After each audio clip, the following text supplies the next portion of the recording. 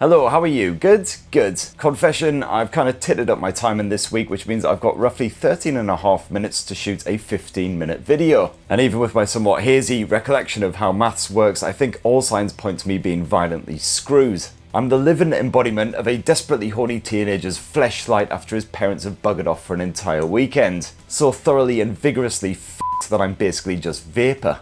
So let's crack on. Jingle me! Techspert Weekly!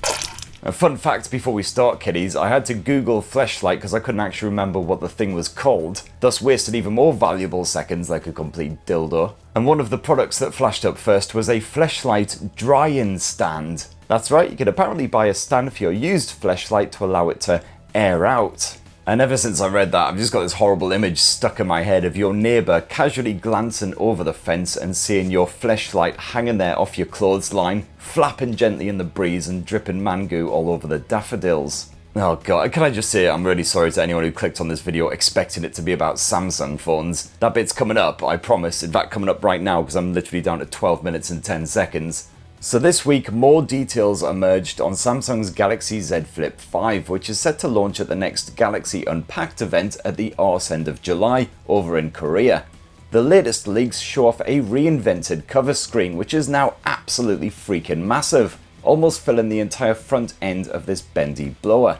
And I gotta admit, these renders come as a huge relief, because this is one of the upgrades I was really praying for from the Z Flip 5. Especially as other compact foldables like the Oppo Find N2 Flip and Motorola's fresh new RAZR 40 Ultra have already gone big with their cover displays, especially that Moto where the panel is practically edge to edge. In comparison, Samsung decided to stop short of those camera lenses with the Z Flip 5's cover display. This gives a slightly skewed design with that extra area apparently filled with app shortcuts, while the rest of the screen is used for your widgets. Now, Motorola allows you to open any apps you want on its RAZR cover screen, unlike Oppo, which limits you to a small and somewhat disappointing selection of tools, as well as some frankly sinister shenanigans involving a bunny rabbit that looks like it would happily rip out your tonsils with its buck teeth, and then reinsert said tonsils in an alternative and less than optimal body cavity.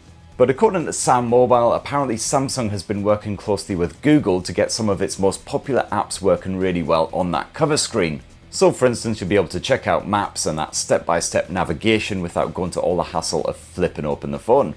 And naturally, that cover screen should allow you to control your media, and also you can use it as a miniature viewfinder when you're snapping selfies with those external cameras.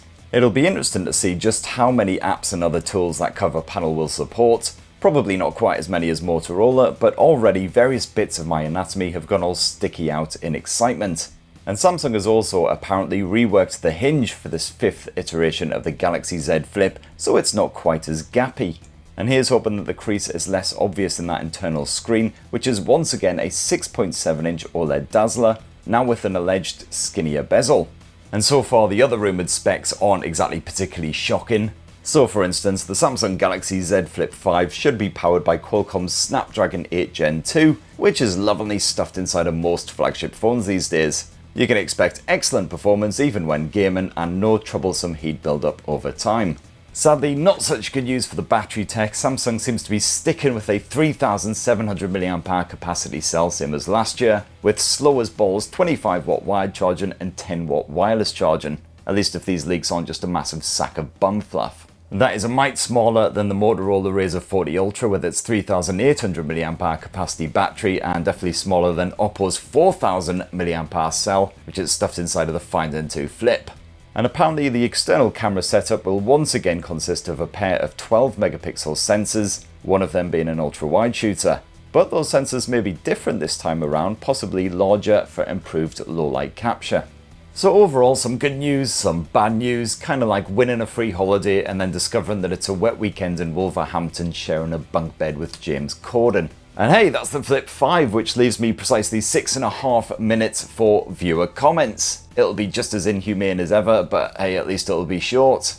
Viewer comments. So let's start this week with Chris Brown. You alright, Chris? Who says, mental how almost 1 million people subscribe to hear the regular updates of alcoholism and the current situation in Chris's pants. Situation this week, by the way, mostly moist. And that's not because of all this Z Flip 5 chat, it's because of the bloody weather.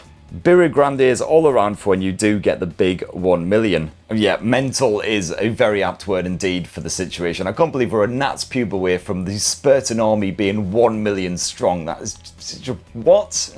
There isn't a birra in the world that's grande enough, frankly, to celebrate this situation. It'd have to come in a glass the size of Big Bird's poison pouch. Others Sing Pure says, I actually watch this show with my wife. She's usually through half a bottle of wine before we start watching though. I mean, I always tell you guys that's the ideal way to enjoy this show. You've got to be at least half cup before you even begin. So hello to yourself and hello to Mrs. Others Sing Pure. Hope you're both suitably smashed already. Mark does not sound like a happy chap. He says, way overboard with the nasty talk. I don't know why you decided to go in this direction, but it's very off-putting. Previously you were on the verge of crossing the line, but now it's absolutely ridiculous. Ridiculous. Two ridiculouses. That's pretty serious. Tone it down please, because it's just a major turn off. I don't think I'll be able to stomach your channel anymore if you don't. I kind of feel like I've just been scolded by my old teacher, Mrs. Tungate, for picking my nose and flicking it at Bobby McCarthy. But as Carlito himself said in the motion picture presentation Carlito's Way, it's who I am, Mark. It's what I am. Right or wrong, I can't change that. And I can't remember off the top of my head who it was, but another very wise person once said to me, you can't please every c***, so don't even bother trying. I do apologise wholeheartedly if I've offended you, Mark. It's certainly not my intention at all with these silly wee internet videos to upset anyone. You're obviously completely free to swap to MKBHD or Unbox Therapy or any of those cleaner guys who maybe don't get distracted in the middle of a review and start banging on about clag nuts, or have a sock puppet friend who uses really naughty language like Bet you really loved all that fleshlight chat at the start of this one, eh? Eesh. David Thompson says, a Logan Roy Google Assistant voice sounds pure magic. Having it as a choice for maps would be even better for a few minutes anyway. Take the next f***ing turn, you damn c***. In half a mile keep left, you f***ing troll. I've had lots of Pixel correspondence, of course, after last week's episode, so Back to Basics says, might actually be tempted to buy the Pixel Fold in maybe a year. Definitely a sage plan, sir. I'd say certainly with first gen tech, I would, leave it at least a few months just to see some of those longer term reviews trickle out. Make sure there's no massive issues or anything. Quite often, I'd say just wait till the second gen, frankly. But I will be hopefully reviewing the Pixel Fold imminently. My sample's due to arrive next week, apparently. By which point, all of America and Canada will have already reviewed it, but hey-ho. B. Alexander says the success of the Pixel 8 lies squarely on the Tensor G3. Yeah, that's likely to be a major deciding factor on whether the Pixel 8 series is very, very good or absolutely brilliant. And I really, really hope it doesn't overheat and it runs creamy smooth at all times. And a little bit of my brain that's still slightly optimistic is also praying for fast charging speeds, but frankly, it can just shut the hell up because it's not going to happen, is it? And B. Alexander continues, disappointed that the rumoured S23 FE will be infested with an Exynos chip. Infested, great choice of words there. And I've got to hold my hands up and say that the Exynos chip that was in the Galaxy A54 was a massive improvement over the one that was stuffed inside of the A53, which was just ugh. But yes, I would much prefer a Snapdragon 8 Plus Gen 2 or something of that ilk to be stuffed inside of any S23 Fan Edition that Samsung might possibly be launching.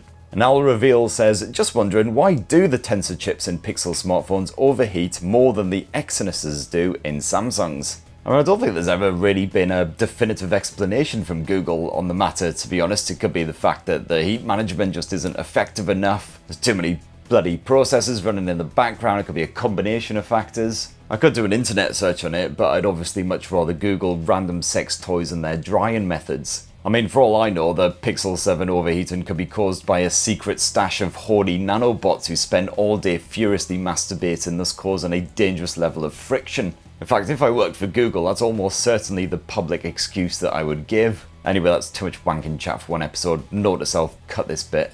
And next up, Smithia says, just got sacked, so this will definitely cheer me up. Jesus, mate, sorry to hear that. That's f***ing awful news. And yes, I kind of hope that this show is slightly less depressing than getting the boot. Graham C says, it must be your bad Friday lunchtime influence, as when I saw the Nothing Phone 2 technically thing, all I could think of was Kraken spiced rum. Very good shout, and I tell you what, if Nothing is not distributing free shots of that at the launch party, A, missed opportunity, and B, I'll be very upset. Although at their last shindig in the weird little sex basement underneath the Nothing store, they did have a frozen espresso martini machine, which I slightly capitalised on. Although that combination of caffeine and booze isn't exactly ideal, because after about 8 of those morphos you feel ready to run a marathon, but then you realise you can't even walk more than 5 feet without falling on your arse. Etienne says, while I sympathise with the Macam dilemma, try travelling abroad with a Scottish accent. I've had guesses ranging from Dutch and Australian to Bulgarian. Yeah, I've had the whole Australian thing quite a lot as well, usually from Americans. Not really sure what that's all about. Well, I guess they probably think that we all speak ultra posh like the bloody Queen. Well, not the Queen, obviously, because she's dead. The Charles guy. Ordinarily, I would probably reshoot this bit, but I've got like 30 fucking seconds to finish this video, so crack on. Dermot says, 980,000 subscribers. What do you think you'll need to wear to make it to 7 figures? What would I need to wear? I mean, to be honest, to get to 7 figures, I would happily slap on some assless leather chaps or whatever it takes, really. But pretty much 99% of my wardrobe is H&M t-shirts and jeans, so yeah. Info Orange has a great plan here, says, Doris is a lunatic, perhaps she can be locked in that lift with James Corden. To be honest, I'm really not sure who I would root for if that situation devolved into like a violent scrap, which it inevitably would. And the best possible outcome for all involved would just be if that lift plummeted 80 floors and exploded. Barabuga asks, why is Mr. Wangsock not as crispy as one would think? All I'm going to say on the matter is he has his own drying stand. And really better make this the last one because we're now in negative time. Sebastian says, you are cool and awesome. That is very, very kind of you to say, sir, but I'm pretty sure you could wander through a million different multiverses and not find a cool version of me. I mean, I fully expect that in probably at least 80% of those other multiverses, I'd already be dead. And on that happy wee note, a massive thank you to everyone who commented last week. Sorry this week has been such a mad rush. Please do tap your comments down below. We'll smash our way through as many of those as possible next week. And speaking of next week, this is about next week. So Asus is launching the Zenfone 10 on June the 29th, so come back for some hot funnily action with that one. We've also got some true wireless earbuds launching, lots of other tasty tech shenanigans, and of course this time next week, Techspert Weekly, as always, hopefully a bit less rushed. Although to be perfectly frank, I don't think this episode's been any worse than the usual fare. Right, so I've now got roughly 28 minutes to edit together this entire video, so apologies if that's all a bit rough and there's any f***ups or anything. Hopefully see you all, except for possibly Mark, next week. Love you all, love, bye.